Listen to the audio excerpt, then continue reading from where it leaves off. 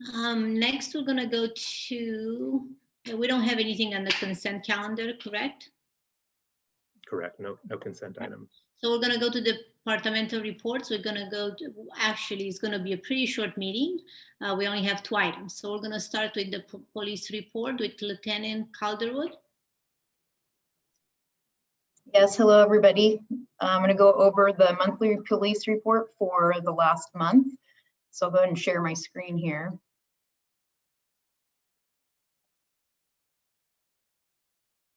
Okay, can everyone see my screen okay? Perfect. All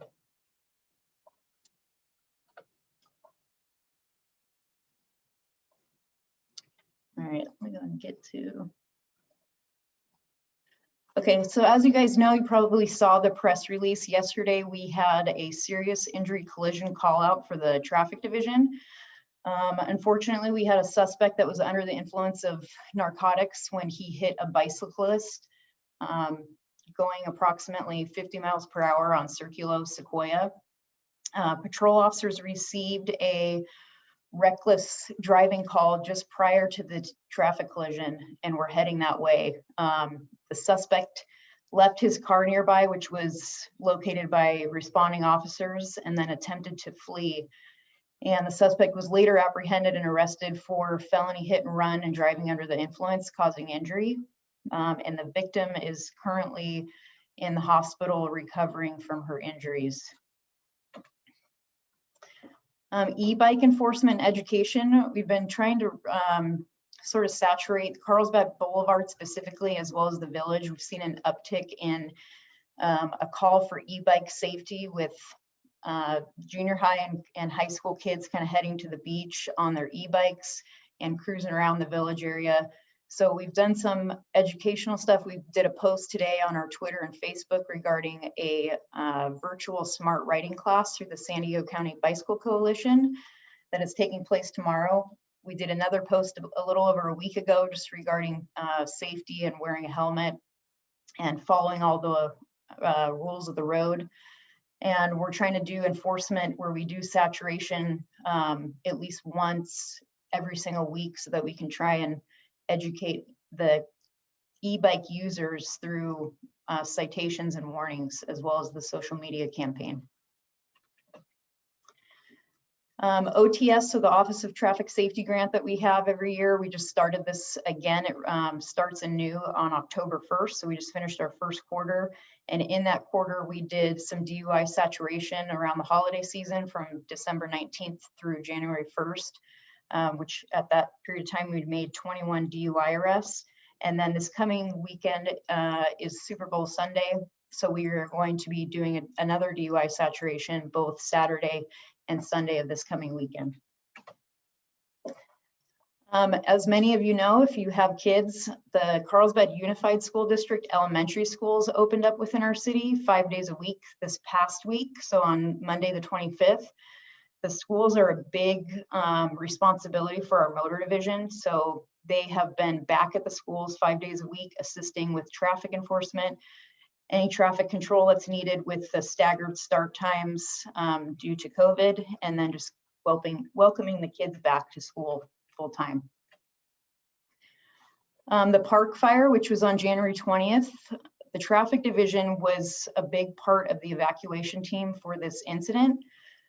So we basically set up an incident command with the fire department. We had one lieutenant handling that, and then the traffic team, which is the accident investigators and the motors, were part of the evacuation process, which is going and physically knocking on residents' doors and advising them that they need to evacuate their residents and letting them know where they can go.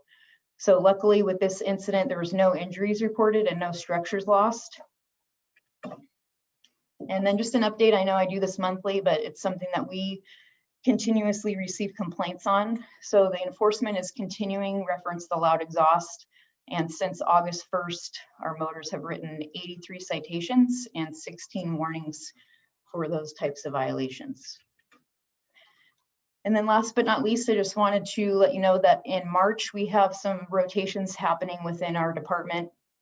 I've been in traffic for about 3 years now, and I will be rotating up to investigations. So I will be here at the next commission meeting, the first week of March, but after that, it will be Lieutenant Steve Thomas, who's here watching the meeting and can introduce himself after the slide if you'd like. But on March 8th, Lieutenant Thomas will officially be rotating into the traffic division and be the new traffic lieutenant. And I'll go ahead and stop sharing my screen. And Steve, did you want to say hi real quick? There he is. Yeah. Hi, everybody. Looking forward to working with everybody starting March 8th, I think it is when I start. So most likely I'll be at the March meeting, but I'll certainly be at the following meeting after that presenting. I look forward to it. Great. Thank you, Lieutenant Calderwood, and welcome, Lieutenant Thomas. Thank you. Next, we're going to go to item 2, Laserfish public web link training. Yes. Oh, I'm sorry. I was going to go to commissioners for comments and questions. My apologies. Vice Chair Perez. Does any other commissioners have comments or questions? No? Okay. Well, Lieutenant Calderwood, first, thank you for your service, with the traffic division, and congratulations on moving up to investigations. I know you'll be doing a fantastic job as you've done with the traffic section. Thank you. Yeah, and one question that I have on this back to school, I've noticed as being a parent dropping off kids, especially at the Hope Elementary, something that you commented on, the staggered start time. And also, I just wanted to make a point that the schools now have a staggered drop-off time. And so I know, like in the area of Hope, it's just this one area way where it's very congested, in the past. But now, since that there's this staggered drop-off time, it has completely wiped out the congestion. I mean, now it's like, people can just actually drive in, drop off their kids, and there's no delays whatsoever. So, just kind of pointing that out and just trying to see if maybe there's something that we can coordinate with, on this kind of this insight of, maybe there might be some ways to use this to help with bettering the drop-off time for some of these places that are, congested at the times. But then again, when 3 o'clock or 2:30 comes or 1:30 comes to pick up the kids, everyone just comes in because they have to pick them up. So I just wanted to, comment on, whatever that was coordinated, how that was coordinated. That was a great job. And it was just really nice to see how the staggered timing can really improve traffic and mobility of getting to and dropping off your kids and picking them up. But yeah, so. Yeah, we have noticed that at a couple different schools that it's really helped alleviate the traffic backup. I can give that feedback to the school district and Superintendent Churchill and potentially implement that even past COVID times.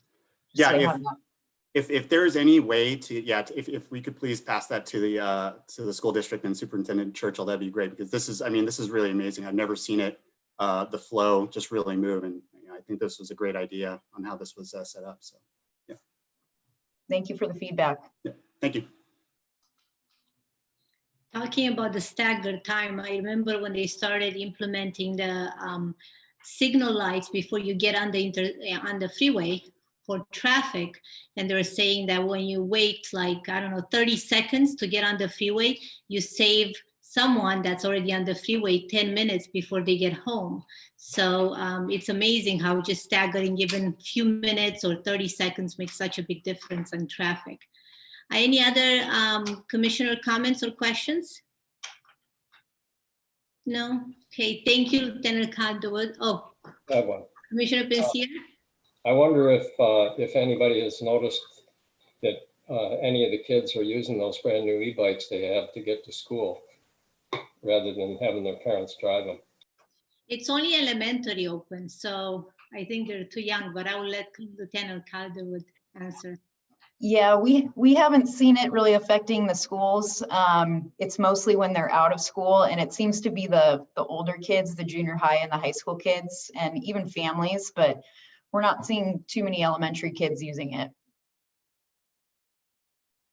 I guess we'll see when hopefully sometime this year, middle school and high school will open. I have a middle schooler, so I'm hot and bothered about that. So we'll see then if they use the e-bikes. Okay, so we'll see Lieutenant Constable one more time next month, right? Yes, Yes, thank you. thank you very much.